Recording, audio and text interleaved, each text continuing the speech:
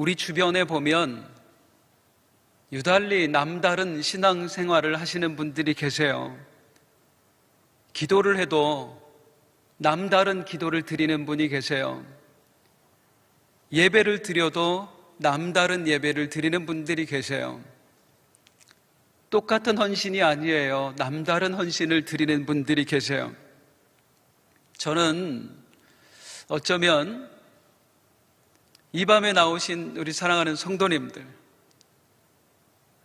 쉽지 않잖아요. 폭우도 내린다고 지금 예보가 되어 있고, 코로나의 위협이 있고, 또 이 시간 어쨌든 지치고 힘든 시간, 그럼에도 불구하고 은혜를 사모하여 이전에 모인 우리 성도님들, 그리고 정말 귀찮을 텐데도, 할 일이 너무 다른 일들이 많이 있음에도 은혜 받겠다고 지금 영상 앞에 모여 있는 분들 모두가 남다른 신앙인이라고 믿습니다.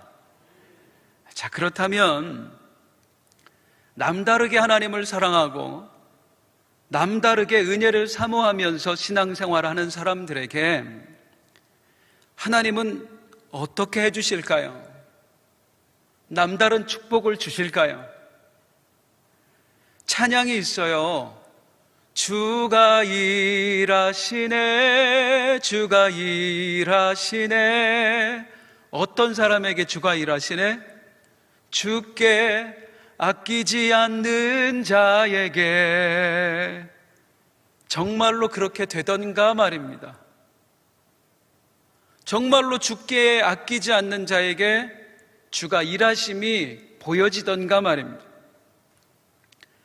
타의에 의해서 눈물과 고통 속에 던져진 인생들이 있어요. 요셉은요, 보디발 아내의 유혹 앞에서 이렇게 말했습니다. 나는 하나님께 범죄할 수 없습니다. 그런데 감옥에 들어갔어요. 모세는요, 애굽의 금은 보화를 거절하고 하나님의 백성과 함께 살기를 선택했어요. 그런데 광야의 도망자가 되었어요. 40년을 광야에서 살았어요. 욥은요, 동방의 의인이라고 불릴 정도로 거룩하고 경건한 삶을 살았어요.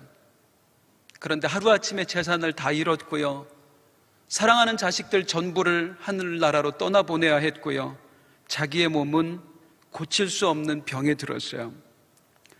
이런 상황을 이해할 수 있겠느냐 하는 것입니다. 이럴 때마다 우리는 하나님께 묻고 싶어요. 하나님 왜요? 하고요. 오늘 말씀이 어떤 이야기입니까? 다니엘이라고 하는 신실한 신앙인이 사자굴에 던져졌다가 살아난 이야기예요.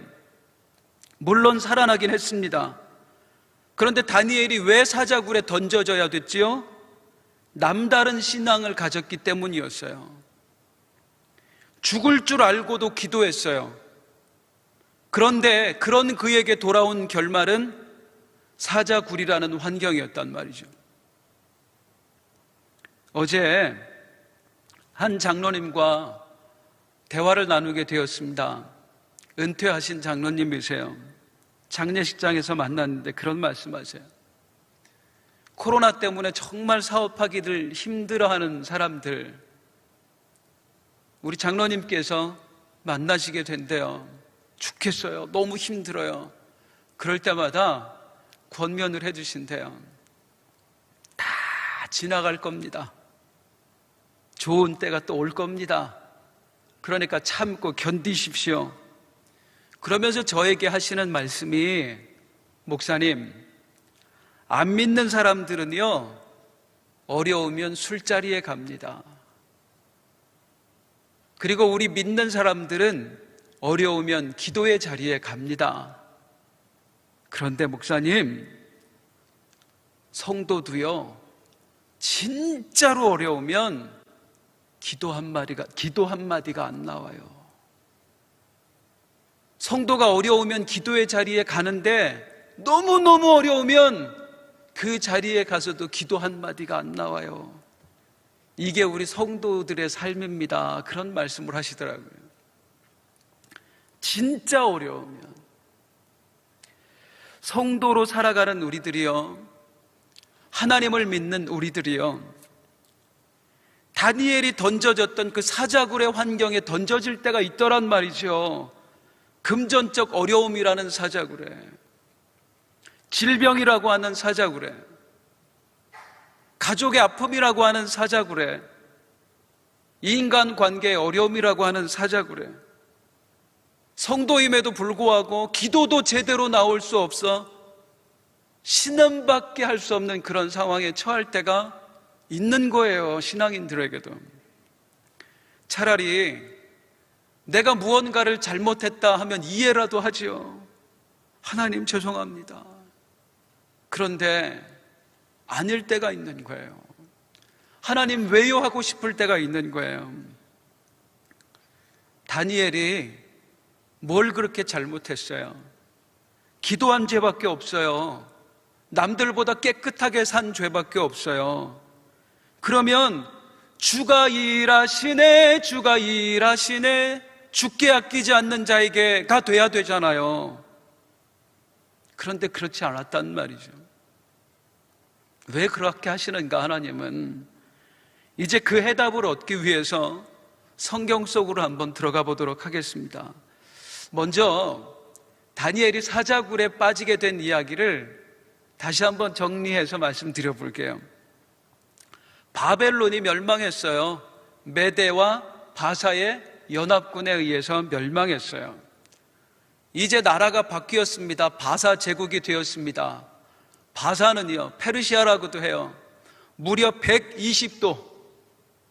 120도나 되는 어마어마한 나라였어요. 그래서 바사의 첫 번째 왕 다리오는 이 큰 나라를 다스리기 위해서 총리를 3명이나 두었습니다. 그 총리 3명 중에 한 명이 바로 다니엘이었어요. 그런데 다리오 왕이 보기에 다니엘이 어떤 사람이었는가? 다니엘 6장 3절.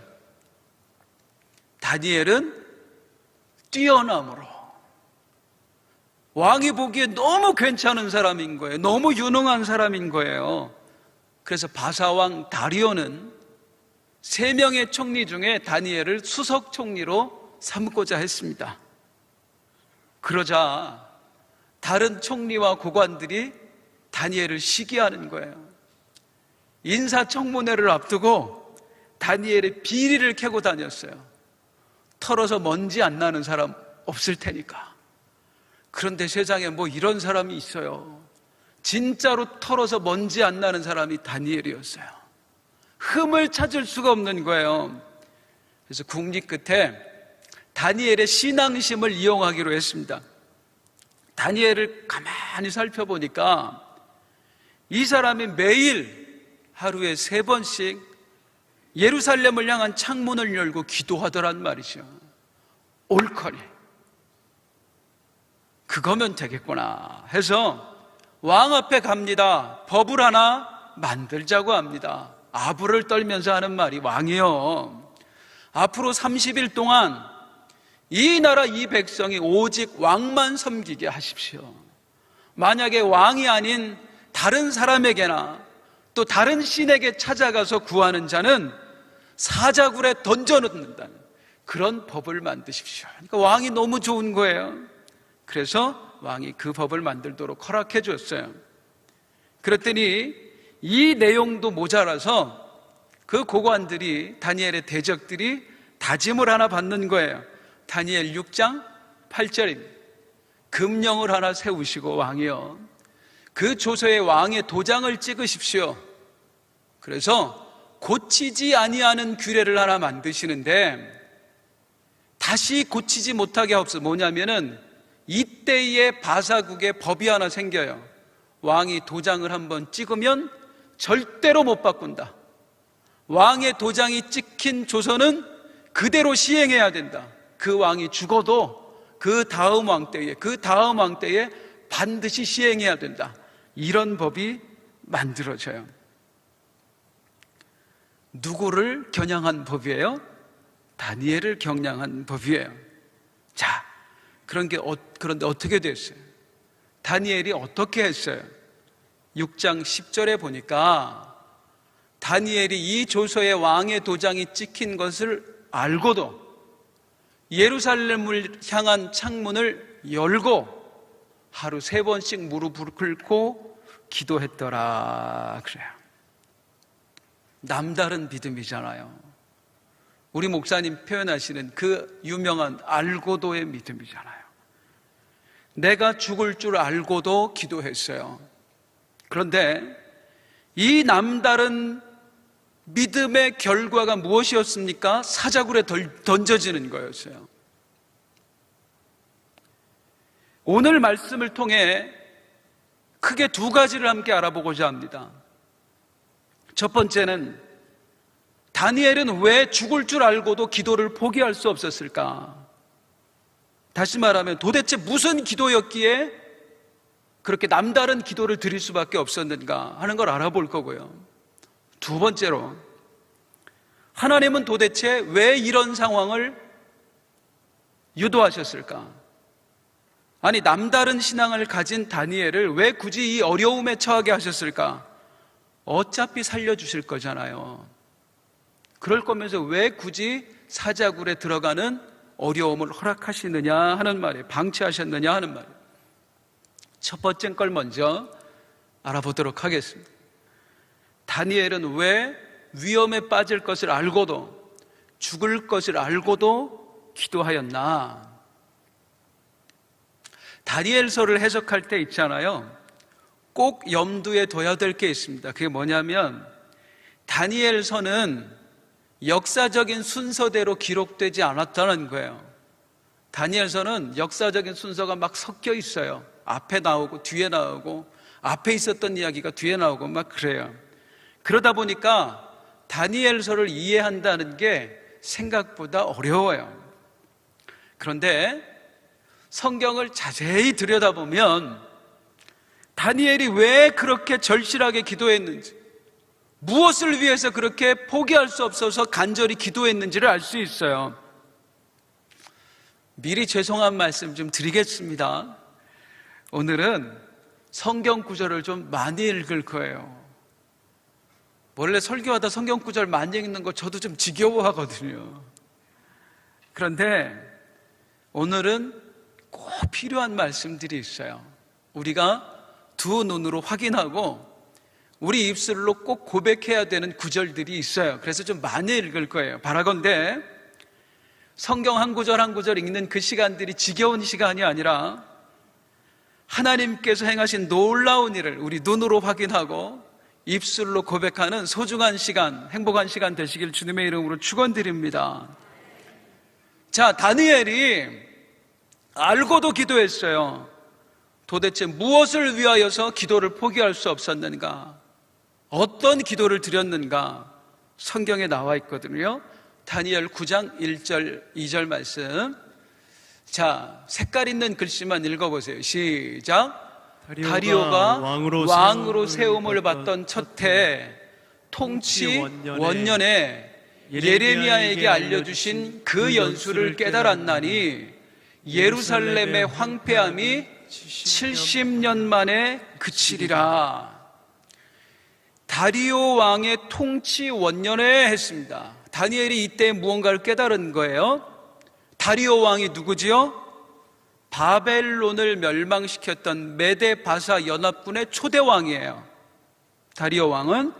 그리고 다니엘을 수석 총리로 삼으려고 했던 바로 그 왕이에요.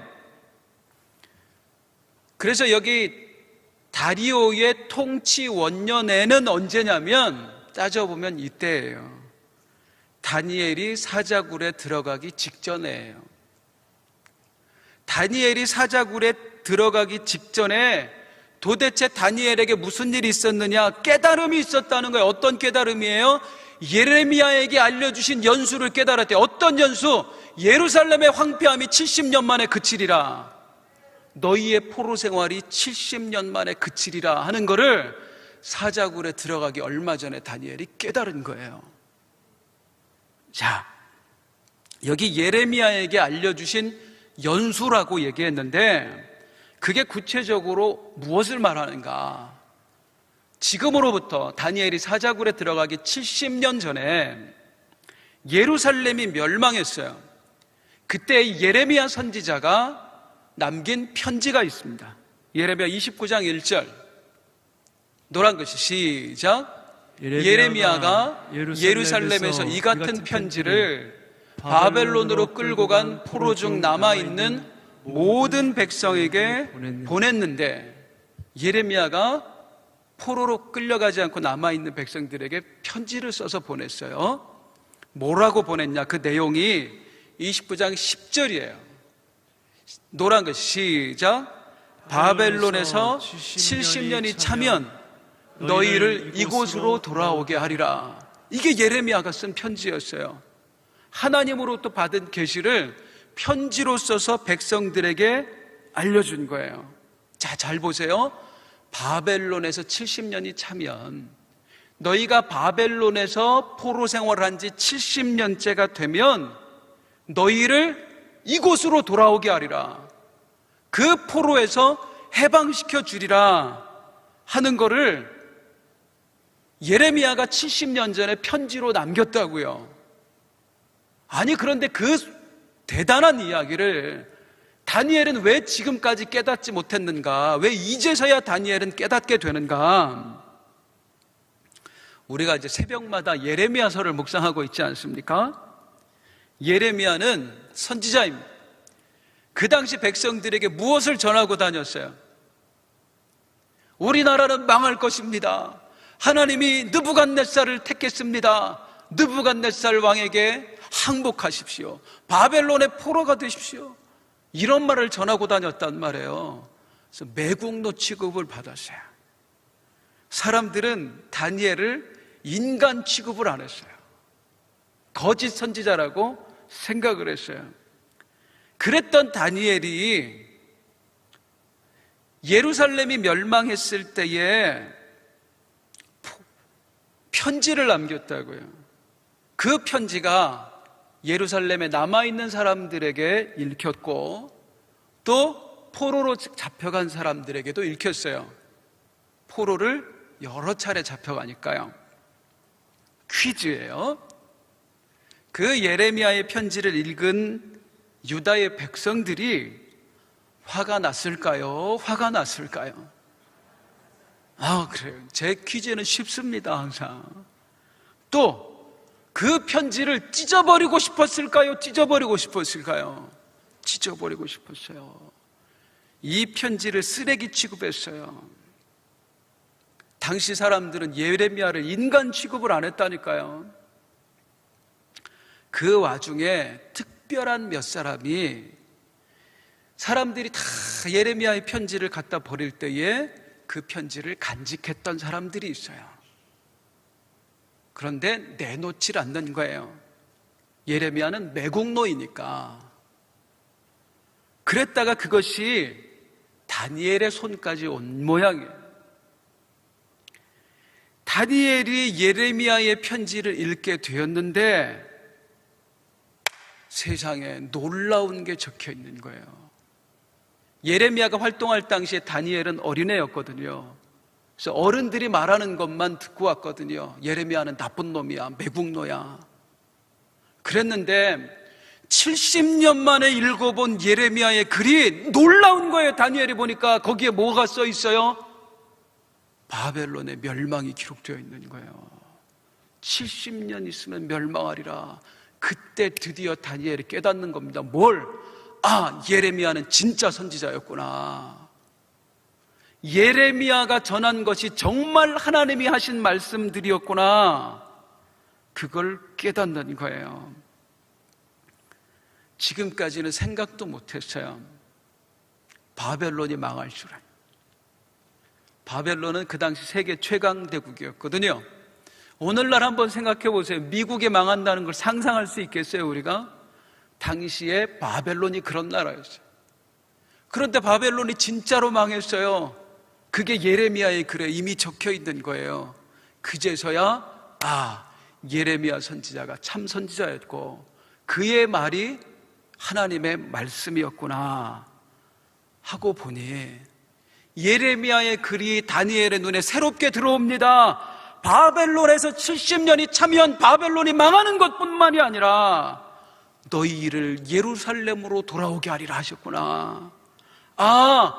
우리 백성들이 70년을 바벨론을 섬겼고 이제는 또 바사에서 영원히 바사를 섬기며 살아야 되는 줄 알았는데 돌아갈 수 있구나. 그때가 바로 지금이로구나. 그렇다면 나는 무엇을 해야 될 것인가? 그리고 나서 예레미야의 편지를 다니엘이 정독하기 시작했어요. 자세히 샅샅이 훑어 읽기 시작했어요. 그 내용이 예레미야 29장 12절에 14절을 보면 예레미야가 이런 자기의 편지에 이 글을 남겨놨어요. 파란 것이 시작. 내게 부르짖으며 기도하면 기도를 들을 것이요 온 마음으로 나를 구하면 나를 만나리라. 나는 너희들을 만날 것이며 포로된 중에서 다시 돌아오게 하되 사로잡혀 떠났던 그곳으로 돌아오게 하리라. 파란 글씨만 읽는데도 기가 막히게 내용이 연결되지요. 저 애썼습니다. 70년이 되면 하나님이 우리를 이 포로로부터 해방시켜서 고향 땅 예루살렘으로 돌아가 다시 하나님을 섬기게 하시는데 그냥 하시는 것이 아니라 부르짖어 기도하는 사람을 찾는구나. 온 마음으로 구하는 사람을 찾는구나. 누군가 하나님의 마음을 깨달아 엎드려 간구하면 하나님께서 이 백성을 포로 중에서 다시 돌아가게 하시는구나. 다니엘이 그걸 깨달은 거예요. 그리고 다니엘이 작정을 합니다. 내가 하나님이 찾으시는 그 사람이 되리라. 기도로 엎드려 내 민족을 고향 땅으로 돌아가게 하는 그 사람이 되리라. 그리고 다니엘이 기도하기 시작하는데 그게 다니엘 9장 3절 4절에 기록되어 있어요. 파란 것이만 시작. 금식하며 기도하며 간구하기를 결심하고 여호와께 기도하며 자복하여 하나님 언약을 지키시고 인자를 베푸시는 이시여. 그렇게 기도하는 거예요. 무슨 내용인지 아시겠죠? 언약을 지키시고 인자를 베푸시는 이시여. 기도하기를 결심을 하고 이제 기도를 하는데 이렇게 기도하는 거예요. 하나님 70년 전에 예레미야 선지자를 통해 언약하셨지요. 하나님은 언약을 지키시고 인자를 베푸시는 인 줄 아십니다. 내가 그 언약을 붙들고 간구하며 기도하옵나니 내 백성 살려 주옵소서. 이 바벨론 땅에서 바사의 땅에서 고통으로 신음하고 있는 내 백성 저 고향 땅으로 돌아가게 하옵소서. 기도하는 거예요. 이제 왜 다니엘이 기도를 멈출 수 없었는지 이해되시겠죠? 다니엘은 그저 습관을 따라 기도한 게 아니에요. 하나님의 뜻을 깨달았어요. 하나님의 때가 되었구나. 그리고 또한 깨달았어요. 하나님의 그 때를 위하여 하나님이 기도하는 자를 찾으시는구나. 결심했어요. 내가 그 사람이 되리라. 그리고 눈물로 엎드려 민족의 해방을 위하여 기도했던 것입니다. 물론 다니엘이 지금까지 기도 안 한 거 아니에요. 그런데 지금부터 드리는 기도는 남다른 기도가 돼요. 왜? 이제는 알았거든요. 하나님의 때를 알았거든요. 하나님의 때가 임박했음을 깨닫게 되었거든요. 우리가 언제 남다른 기도를 드릴 수가 있는가? 분명한 기도 제목이 있을 때입니다. 우리는 이 밤에 기도하러 나왔습니다. 하나님의 은혜를 구하러 나왔습니다. 그런데 바라건대 분명한 목적이 있기를 원합니다. 아니요, 이미 우리에겐 기도할 거리가 차고 넘쳐요. 내가 기도해야 될 이유가 차고 넘쳐요. 기도하시는 가운데 하나님이 떠올려주시는 기도, 내 사명을 붙들고 간구하는 이 밤 되시길 주님의 이름으로 축원드립니다. 그래서 다니엘이 기도를 포기할 수 없었어요. 알고도, 죽을 줄 알고도 기도했던 거예요. 그런데 의문이 한 가지 있어요. 저는 어릴 때부터 다니엘 할아버지잖아요. 이때 막 80세도 훨씬 넘었을 때니까 다니엘 할아버지가 이해가 안 됐어요. 너무 답답해. 너무너무 융통성이 없어도 이렇게 없어. 꽉 막혔어. 아니 지금 인사청문회 중이잖아요. 대적들이 꼬투리를 찾고 있잖아요. 이미 조서가 내려졌다니까요. 어떤 조서? 왕 외에 다른 신을 구하거나 다른 사람에게 찾아가 구하면 사자굴에 던져 넣는다. 변할 수 없도록 왕의 조서가 찍혔잖아요. 그러면 어떻게 기도해요? 숨어서 해야지. 숨어서. 죄송합니다. 답답해도 이렇게 답답한 노인네가 어디 있어요, 도대체가. 숨어서 해도 되잖아요. 은밀하게 기도해도 하나님 들으시잖아요. 창문 좀 닫고 해도 되잖아요. 왜 열어놔? 지금까지 그렇게 해왔으니까? 창문을 열고 하면은 하나님이 더 잘 들어주시니까? 아니면 요즘처럼 더워서? 왜 그렇게 하셨을까? 이유가 있어요. 다니엘이 왜 창문을 열고 기도했는가? 다니엘이요, 융통성 없는 할아버지 아니었습니다. 다니엘이 왜 창문을 열고 기도할 수밖에 없었던지 그 이유를 말씀드릴게요.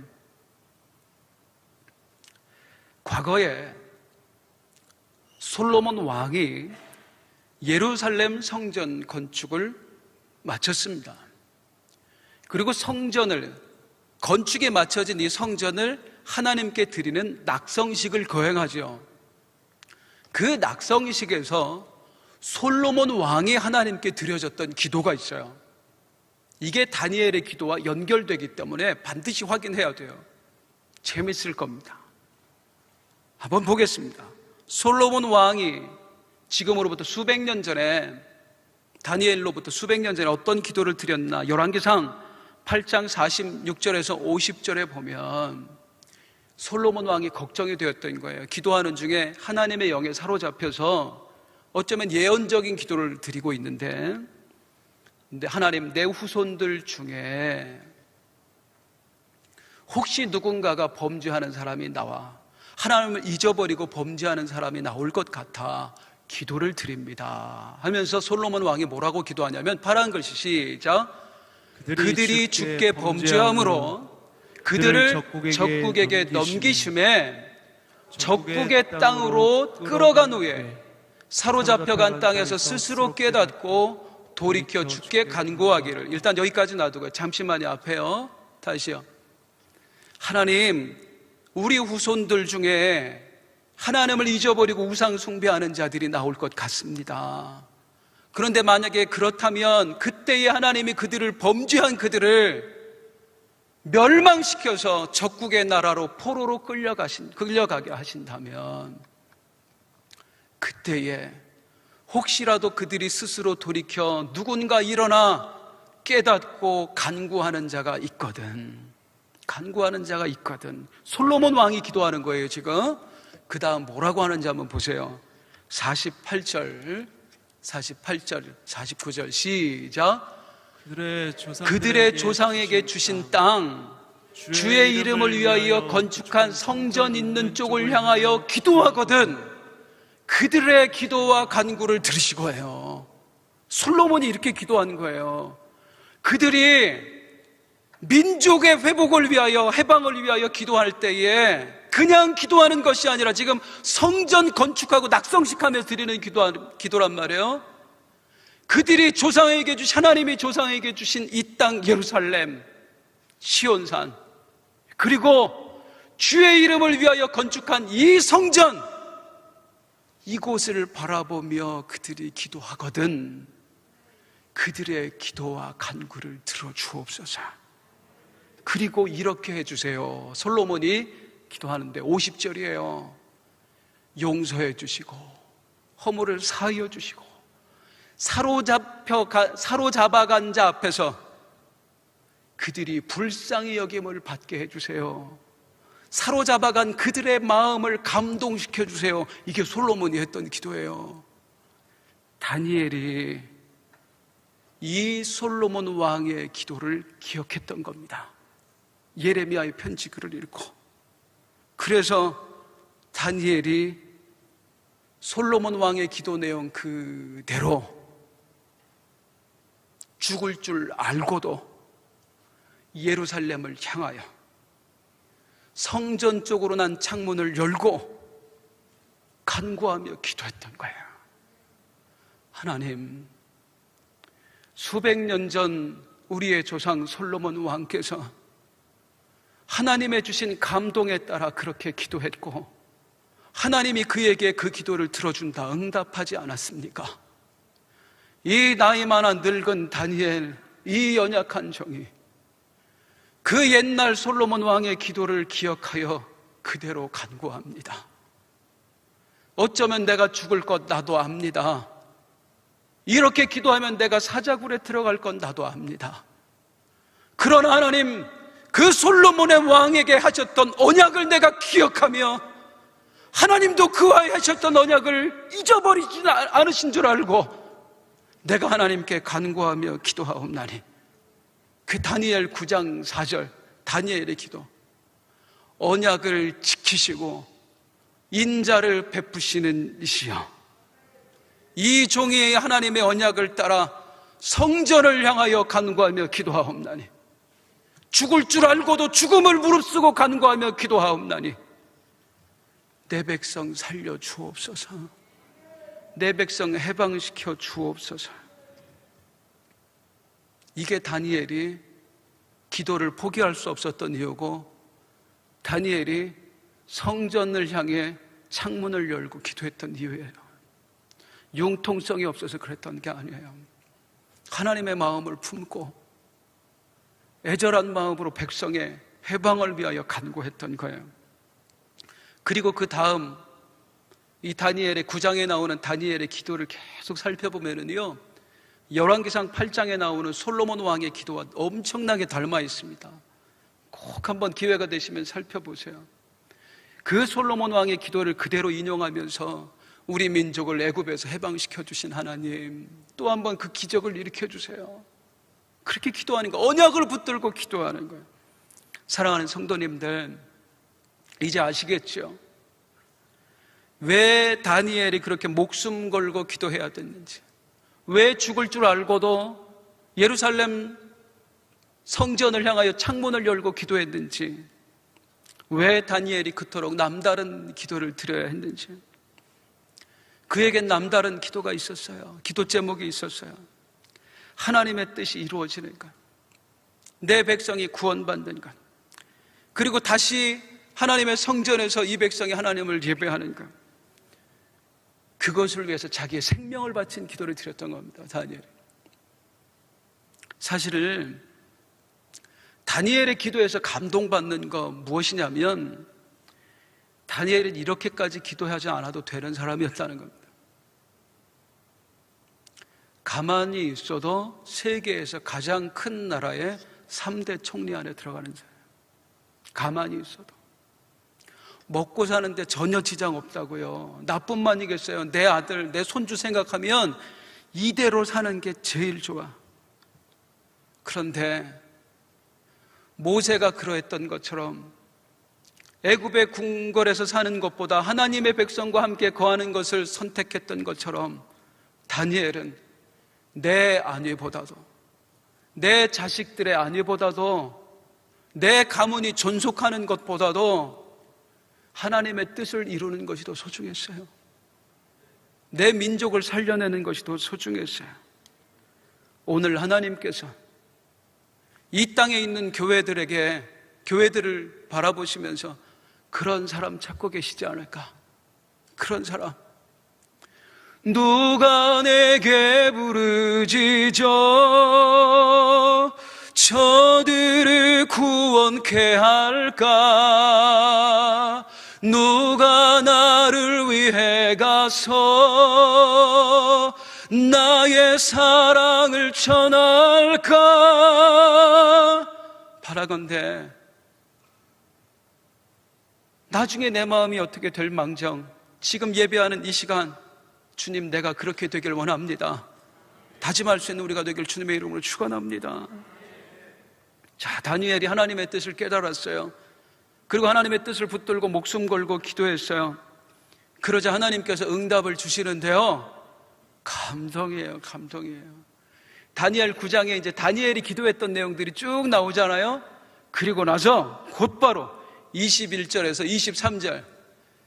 자, 파란 글씨 시작. 내가 기도할 때에 가브리엘이 빨리 날아서 내게 이르더니 다니엘아, 네가 기도를 시작할 즈음에 명령이 내렸으므로 내게 알리러 왔느니라. 할렐루야. 하나님이 천사장 가브리엘을 보내시는 거예요. 가브리엘이 빨리 날아와서 하는 말이, 네가 기도를 시작할 즈음에 하나님이 나에게 명령하셨다. 네가 기도를 시작할 그 즈음에 하나님이 나에게 명령하셨다. 그래서 내가 네게 알리러 왔다. 여기에 담긴 의미를 아시겠어요? 하나님이 그 예레미야의 글을 깨닫고 믿고, 하나님 내가 간구할게요, 내가 대신 죽어서라도 이 백성 살려낼게요 하는 사람을 얼마나 애타게 찾으셨는지, 두 눈 부릅뜨고 누가 그것을 깨닫고 내 백성을 위하여 기도할 것인가를 찾고 계시던 하나님이 23절 다니엘이 기도를 시작하자마자 기다렸다는 듯이 명령을 내리는 거예요. 가브리엘, 지금 당장 다니엘에게 가. 그리고 얘기해줘. 네 기도를 내가 들었노라. 응답하리라. 할렐루야. 하나님은 기도자를 찾고 계십니다. 기도자만 찾고 계신 것이 아니라 응답도 준비해 놓고 계십니다. 우리 하나님 앞에서 기도하는 사람들은 바로 이것을 믿어야 되는 거예요. 하나님이 내 기도를 들으신다. 하나님은 반드시 응답하신다. 너는 내게 부르짖으라. 내가 내게 응답하겠고 내가 알지 못하는 크고 비밀한 일을 내게 보이리라 약속하셨어요. 다니엘에게 응답하셨어요. 다니엘에게 응답하신 그 하나님이 바로 내 하나님이라는 거예요. 믿고 간구하세요. 이따가 말씀 후에 기도할 때도 그냥 막연하게 기도 시간만 채우는 것이 아니라 믿고 기도하세요. 약속을 붙들고 기도하세요. 응답하실 줄로 믿습니다. 다니엘이 기도를 시작하자 천사장 가브리엘을 보내셨어요. 말씀해 주셨어요. 내가 네 기도를 들었노라. 응답하리라 하셨어요. 그리고 이제 그 말씀이 하나님이 말씀하셨던 것을 실제화하시는 거예요. 현실로 응답해 주시는 거예요. 그 응답을 어떻게 하시느냐? 하나님, 내 백성 살려주세요. 하나님 약속하셨잖아요. 포로로 이 고통당하고 있는 것에서 벗어나게 해주세요. 돌아가게 해주세요. 그러자 하나님이 즉시로 그렇게 해주마 약속하시고 이제 그것을 이루시는데 어떻게 이루셨어요? 사자굴에 들어가게 하셨어요. 내가 네 기도를 들어줄게 하고 사자굴에 들어가게 하셨어요. 이게 무슨 응답이냐 이 말입니다. 우리가 이럴 때에 당황하는 거예요. 도대체 하나님이 왜 이러시나 하고 내가 그렇게 기도했는데 왜 더 큰 어려움을 주시나. 아니 약속 붙들고 간구했는데 응답하신다고 말씀하셔서 믿고 구했는데 왜 더 큰 어려움이 찾아오나. 이럴 때 우리가 헷갈리는 거예요. 자, 우리가 알다시피 다니엘이 비록 사자굴에 던져졌지만 나오지요. 살아납니다. 이 대목이 우리 마음에 안 드는 거잖아요. 아니 사자굴에서 살려주실 게 아니라 안 들어가게 하면 되잖아요. 안 들어가게. 자, 하나님의 응답, 다니엘이 사자굴에 들어가는 게 왜 응답인가? 이것이 기도 응답과 무슨 상관이 있는가? 이제 잘 들어보세요. 하나님이 나에게 일하시는 방식이 이런 것도 있다. 잘 들어보세요. 다니엘이 사자굴에 들어갔다가 기적적으로 살아났습니다. 다니엘이 사자굴에 들어갔을 때요, 다리오 왕이 애가 탔어요. 성경을 한번 읽어보시고 얼마나 재밌나 몰라요. 다니엘이 다리오 왕이요 금식해요. 잠이 안 와서 철야를 합니다. 새벽같이 다니엘을 만나러 와요. 금식기도 철야기도 새벽기도 다 해요. 다니엘 때문에. 그리고 굴을 향해서 다니엘아, 살아계시는 네 하나님이 너를 살려주셨느냐, 네가 섬기는 하나님이. 그랬더니 다니엘이 진짜 살아나잖아요. 그 다음에 있었던 일, 다니엘 6장 25절에서 27절 하나님이 어떻게 하시는가? 시작. 다리오 왕이 조서를 내려 다 다니엘의 하나님 앞에서 떨며 두려워할지니 그의 나라는 멸망하지 아니할 것이요 하나님의 나라는 멸망하지 아니할 것이요. 27절 그 하나님은 다니엘을 구원하여 사자의 입에서 벗어나게 하셨느니라. 다리오 왕이 불신자가 엉겹결에 금식기도 철야기도 새벽기도 하더니 갑자기 온 나라에 조서를 내리는 거에 깜짝 놀라서 세상에 사람이 사자굴에서 살아나왔잖아요. 그래서 조서를 내리는데 온 나라의 백성은 다 다니엘의 하나님 앞에서 두려워 떨지어다. 하나님의 나라는 멸망하지 않을 것이다. 다니엘을 구원하신 그 하나님은 참 하나님이시다. 누가 이 조서를 내렸다고요? 다리오 왕이에요. 다리오 왕이에요. 이 다리오 왕의 조서가 왜 중요하냐? 다니엘의 사자굴 사건에서 사실 핵심 구절은 다니엘이 사자굴에서 살아났다가 아니라 바로 이 구절입니다. 하나님이 알려주고 싶은 구절, 다니엘 6장 28절이에요. 이 다니엘이 다리오 왕의 시대와 바사 사람 고레스 왕의 시대에 형통하였더라. 다리오 왕은 우리가 알았어요. 다리오 왕은 금식기도, 철야기도, 새벽기도, 그게 다리오 왕이에요. 그러면 바사 사람 고레스 왕은 누구냐? 유명하잖아요. 고레스 왕이 뭐 했어요? 그 유명한 고레스 칙령을 내린 사람. 역대하 36장 22절에서 23절 보면 고레스 왕 원년에, 고레스 왕이 왕이 된 첫 해에 그가, 고레스 왕이 온 나라에 공포도 하고 조서도 내렸어요. 어떻게? 하늘의 신 여호와께서 나에게 명령하셔서 유다 예루살렘의 성전을 건축하라 하셨나니 그의 백성된 자는 다 올라갈지어다. 이걸 누가 칙령을? 고레스 대왕이. 고레스 대왕이. 그래서 기적적으로 유다의 백성들이 포로 귀환을 하게 되는 거예요. 그래서 성전 건축을 하게 되는 거예요. 자, 이상하죠. 다리오는 사자굴 사건을 경험했어요. 근데 고레스는 어떻게 하나님을 알았을까? 고레스는 어떻게 고레스가 하나님을 알았을까? 아까 다니엘 6장 28절에 다니엘이 언제 형통했더라? 다리오 왕의 때와 바사 사람 고레스 왕의 때에 라고 나오죠. 이제 역사적인 설명을 좀 드리겠습니다. 제가 이 설교를 하고 싶어서요 몇 개월을 공부했어요. 이거 연구를 따로따로 시간을 내서. 이게 저는 은혜가 되는데 성도님들 힘드실까 모르겠습니다. 역사적인 설명이 필요해요. 바벨론이 무너졌어요. 그 어마어마한 바벨론이 어떤 나라를 통해서? 메대와 바사 연합군에게. 메대와 바사 연합군. 자, 성경에 보면 메대와 바사 연합군이라고 했다가 갑자기 그냥 바사만 나오죠. 그걸 설명을 드리려고 그래요. 메대와 바사는요 서로 다른 나라예요.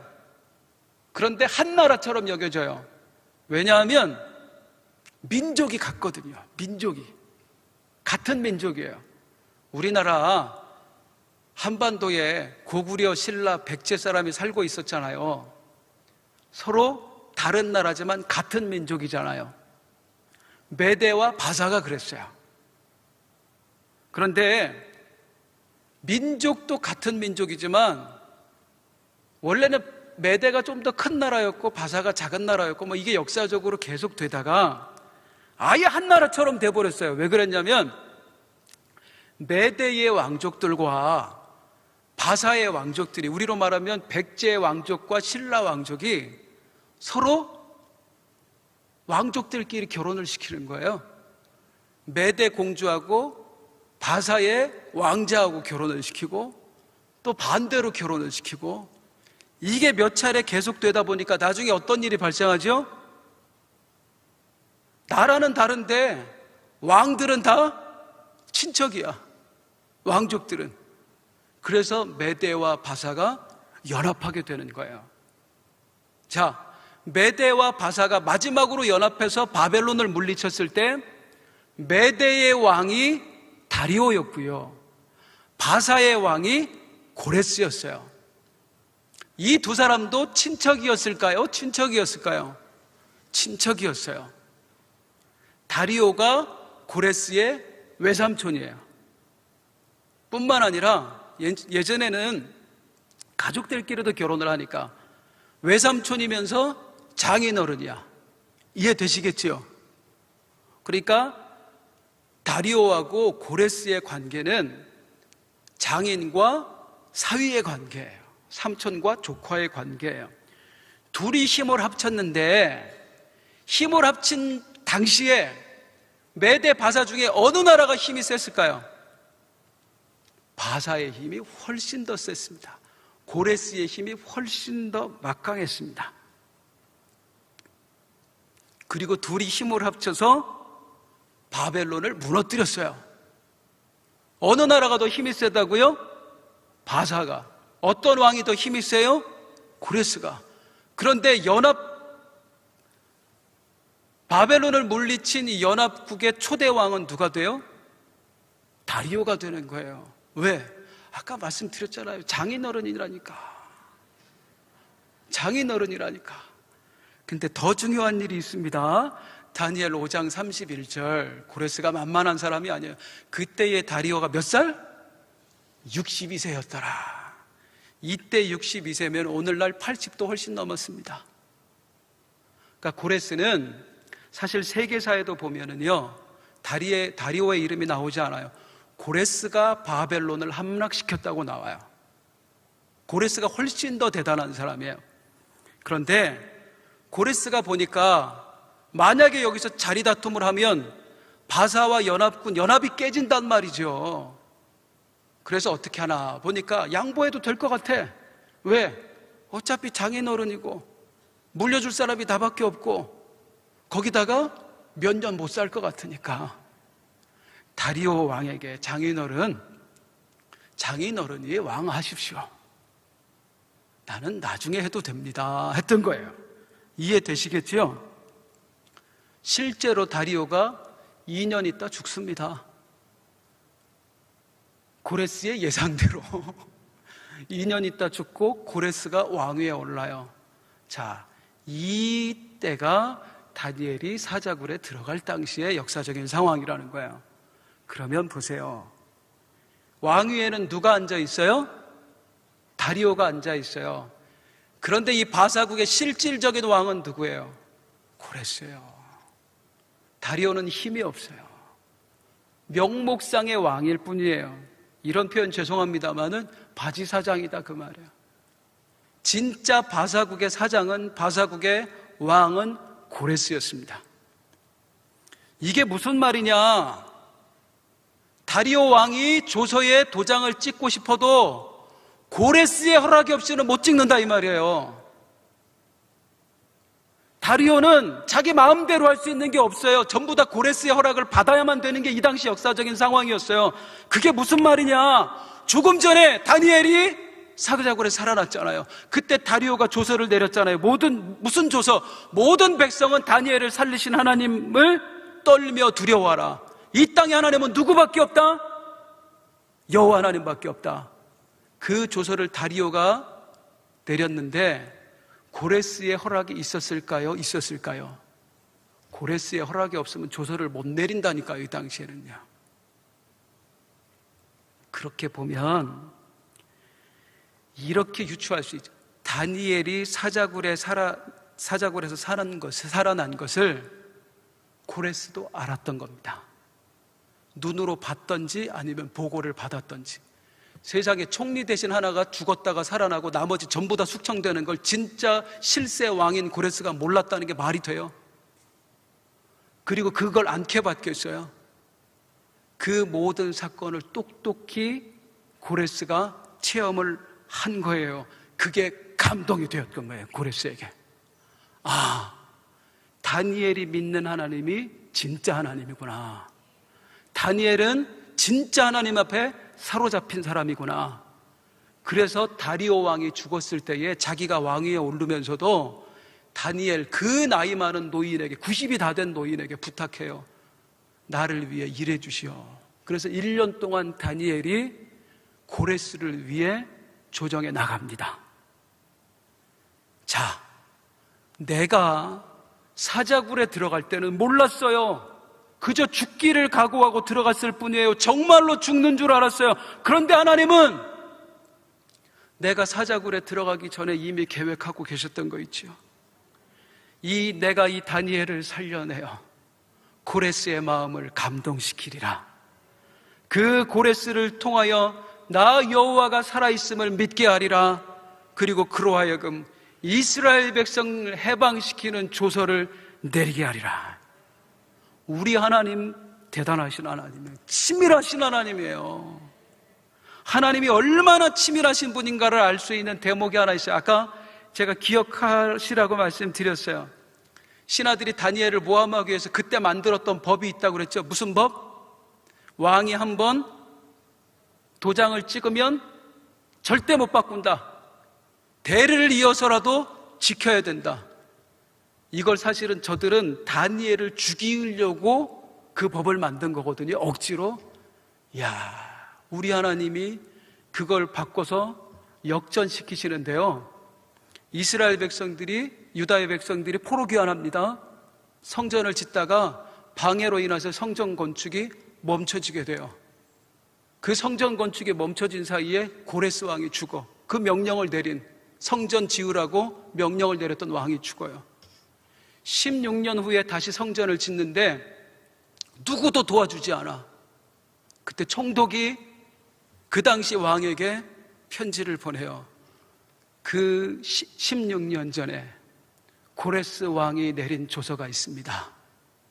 왕이 찾아보니까 진짜 조서가 있어. 그런데 바사국의 법도가 뭐라고요? 새로 만들어진 규례가 한 번 왕이 인장을 찍은 조서는 반드시 실행해야 된다. 대를 이어서라도 약속을 지켜야 된다. 그 법 때문에 그 약속을 지킵니다. 그리고 성전이 건축되게 되는 거예요. 그 모든 경비를 바사 왕국에서 다 대줘요.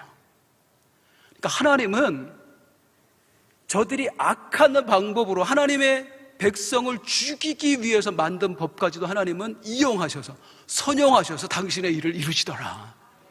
우리 하나님이 이렇게 치밀하신 하나님이에요. 대적들이 파놓은 함정을 하나님은 가볍게 물리치셔서 하나님의 일을 이루어요. 이 위대하신 하나님, 세상에 누가 있어서 우리 하나님을 이길 수 있겠습니까?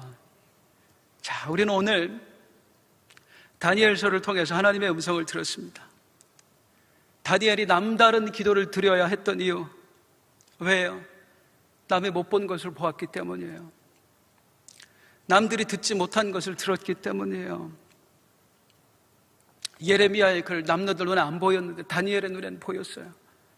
예레미야의 편지에 쓰여진 하나님의 음성이 다른 사람의 귀에는 안 들려졌는데 예레미야의 귀에는 들려졌어요. 그래서 그는 남다른 기도를 드린 거예요. 주변을 한번 돌아보세요. 삶의 주변을요. 하나님이 끊임없이 보여주셨잖아요. 내가 왜 기도해야 되는지요. 하나님이 끊임없이 들려주셨잖아요. 무엇을 위해 무릎 꿇어야 되는지요. 나도 이 시대의 다니엘이어야 돼요.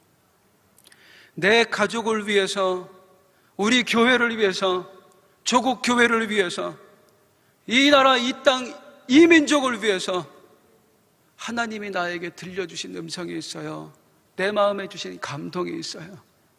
그것을 따라 기도의 무릎을 꿇을 수 있는 우리가 되기를 소망합니다. 하나님께 부르짖어 기도하는데 상황이 점점 더 나빠지고만 있습니까? 어느 날 나도 모르게 사자굴이라는 환경에 던져졌습니까? 하나님 왜요? 하는 상황을 맞이하셨습니까? 그래서 낙담하시나요? 아멘 한번 해보세요. 우리 하나님은 실수하지 않으십니다. 우리 하나님은 실수하지 않으십니다. 우리 하나님은 실수하지 않으십니다. 인간의 악함마저도 선용하시는 분이 하나님이시잖아요. 우리에게 필요한 것은 무엇이냐면 그 실수하지 않으시는 하나님, 언약하신 것을 반드시 지키시는 하나님, 부르짖는 자의 간구를 외면하지 않으시는 하나님, 나의 작은 신음소리라도 들으시는 하나님, 그 하나님을 신뢰하며 끝까지 부르짖음을 놓지 않는 것, 그게 오늘 나에게 주시는 하나님의 음성이에요. 사랑하는 성도님들, 어떤 사자굴에 갇혀서 신음하고 계십니까? 어떤 환경이 여러분의 목을 옥죄어 오고 있나요? 비록 내 인생의 날이 저물어가는 것처럼 보여도 매일 하나님께 부르짖는 그 기도가 황량한 벌판에서 부르짖는 공허한 메아리처럼 느껴질지라도, 내 주변에 있는 모든 사람이 너는 가망 없다 말할지라도, 하나님이 계신 한, 내가 하나님을 향한 기도를 놓지 않는 한, 지금 내가 처한 상황은 그곳이 비록 사자굴 아니라 할지라도